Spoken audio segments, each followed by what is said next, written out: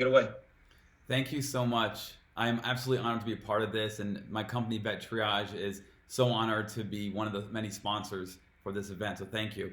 I have here just notes, no slides. We're going to have basically a conversation. I want to expand on what Dr. Chu amazingly said. You can see what it takes to create something so specific, so useful, and so I'm going to take it to a broader level, and then we'll hone in on what my company is doing. So, a very common question that virtually every person is asked is, what is the meaning of life? And I believe the meaning of life is to try and minimize the pain and suffering to everyone every day as much as possible. And fundamentally, I think that the ultimate goal of an entrepreneur is just that, which brings it right back to what Dr. Chu just said. How can we minimize suffering as much as possible? Not the same thing as how do we bring happiness? It's not the same thing. It's an important distinction because life is tough. The longer you live, the more you realize how tough life can be. Here's what I mean when I talk about the ultimate goal of an entrepreneurial lifestyle. As an entrepreneur, you look at the world through a problem-solving lens. You're going to ask the very important question, as Dr. Chu pointed out, what is the problem I'm trying to solve? Where are the holes in any given product or service?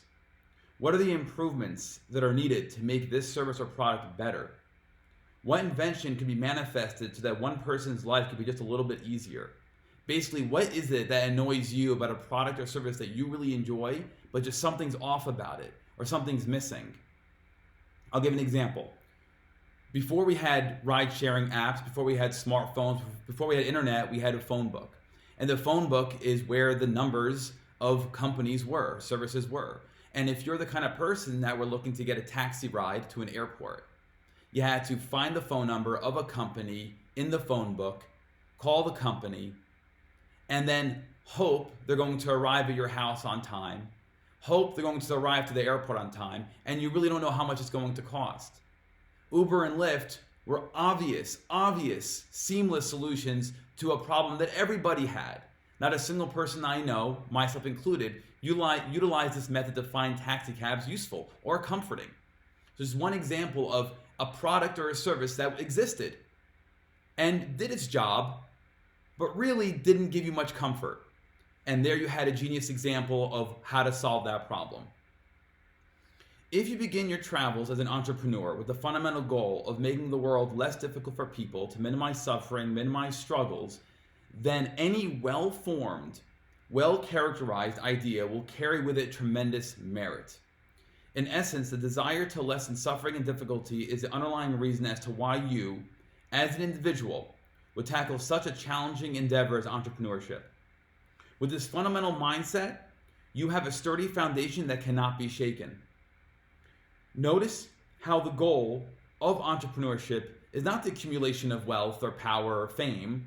Sure, that stuff might come along with a successful project, but that's not the ultimate goal here. To Dr. Chu's point and to my point, you're trying to solve a fundamental consumer-based problem. What is out there that I can make better? If you have your fundamental value being based on wealth or fame or power, you're automatically starting off with a flawed foundation. You need something stronger than that. There must be a question that is fundamental to all the work that follows with being an entrepreneur. How can I make the lives of people less miserable? What problems exist that need solving? I'll give you another example. Simon Sinek is a motivational speaker on YouTube. Many of you may know him. He speaks to a video as to why Apple is so successful compared to other companies that make similar products. And he references the fact that Apple products at Apple company tend to answer the question, why? Why are we doing this? Because you can make a great TV, they're all out there. You can make a great phone, they're all out there. There are many competitors. Why Apple specifically? Why are they so successful? That why, that fundamental question, why are we doing this, is what drives the entire concept of why they're successful. That's what you need this weekend.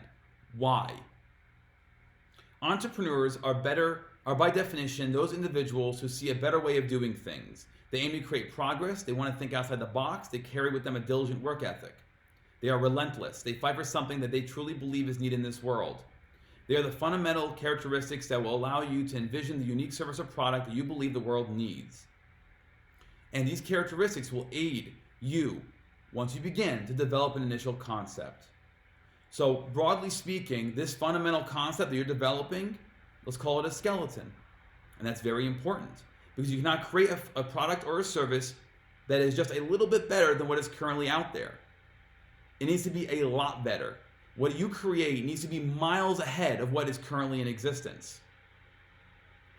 This is of course assuming that your idea is not 100% original, which can happen. You could have a completely novel idea that no one's ever thought of before, but most entrepreneurs are building off of prior ideas, concepts, or constructs.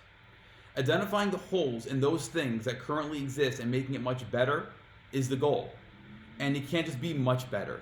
It's got to be insanely better. Your idea, your concept has to be unreachably better than what's out there currently.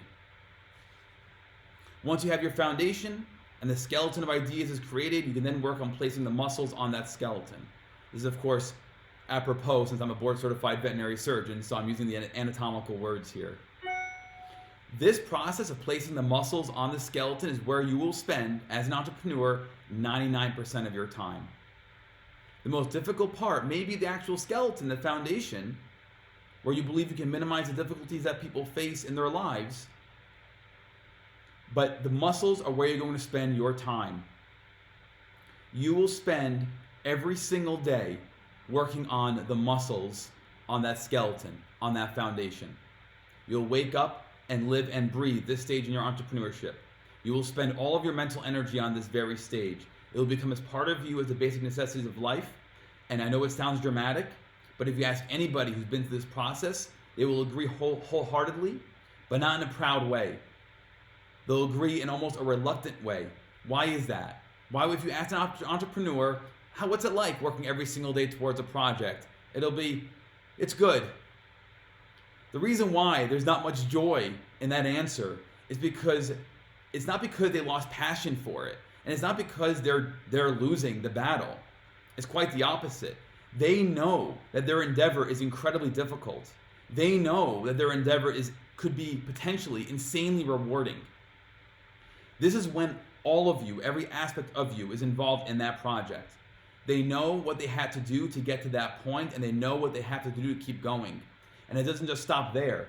They know what the next 5 years, what the next 10 years, and so on entail.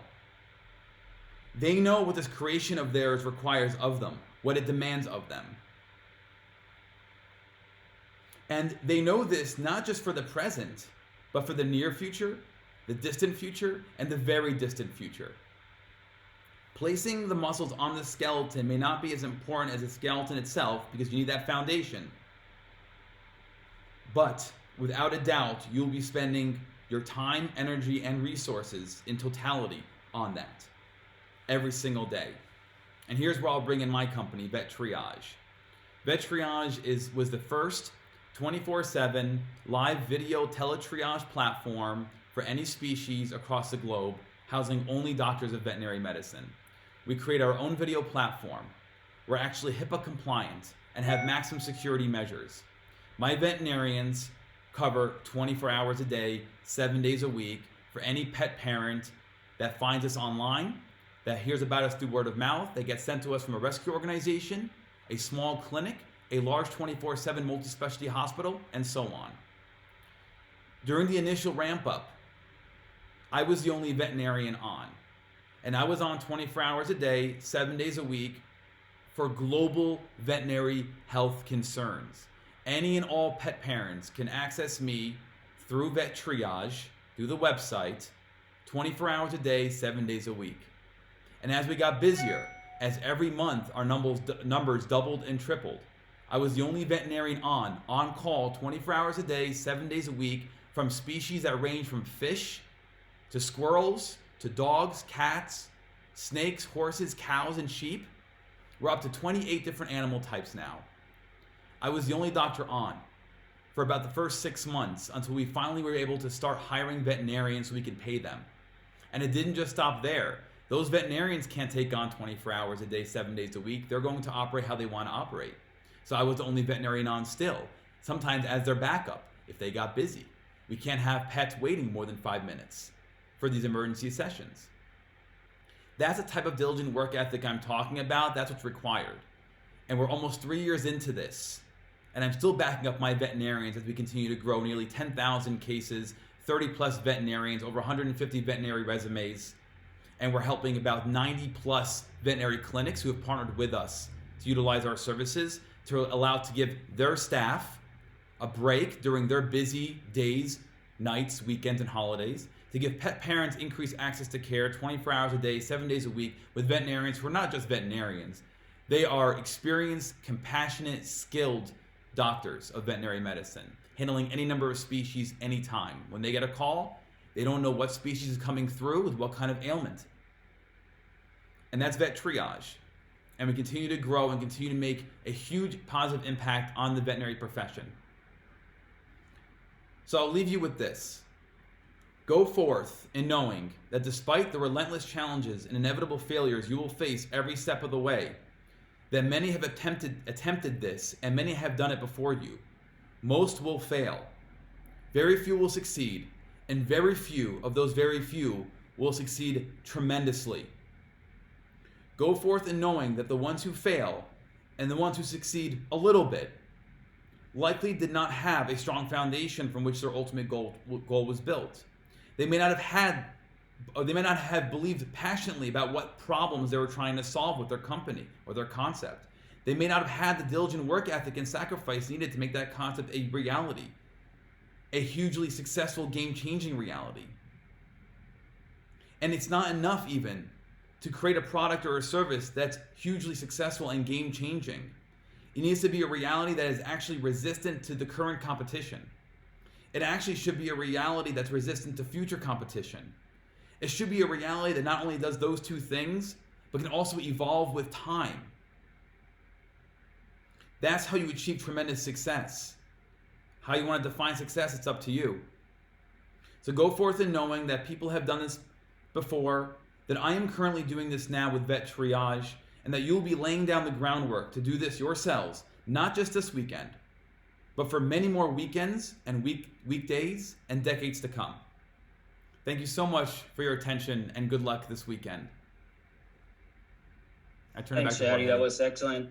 I think that your VetTriage company is now in competition with Shadi, the motivational speaker, because you're gonna be getting some requests for collaboration. So